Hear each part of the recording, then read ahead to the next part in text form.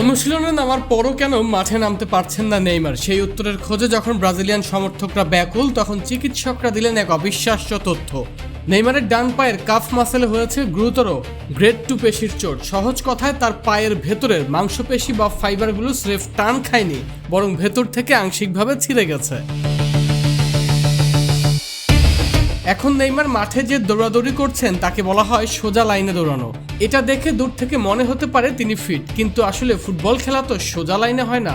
ফুটবলে দরকার হয় এক্সপ্লোসিভ মুভমেন্ট, মানে চোখের পলকে দৌড়ের গতি বাড়িয়ে সর্বোচ্চ করা, আচমকা থেমে যাওয়া, আর চোখের নিমিষে ডিফেন্ডারকে ফাঁকি দিয়ে দিক পরিবর্তন করা।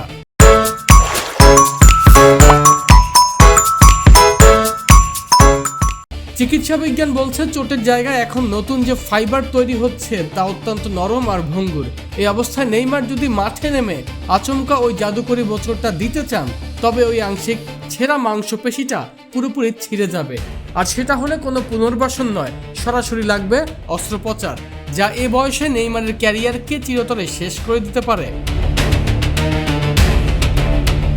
আর এই ঝুঁকির কারণে কোচ কার্লো আনচেলত্তি এবং তার মেডিকেল টিম নেইমারকে নিয়ে কোনো ঝুঁকি নিতে রাজি নয়। কোটি ভক্তের অপেক্ষা বাড়িয়ে নেইমার কি তবে সরাসরি নকআউট বা কোয়ার্টার ফাইনালেই ফিরবেন? উত্তর তো সময় দেবে।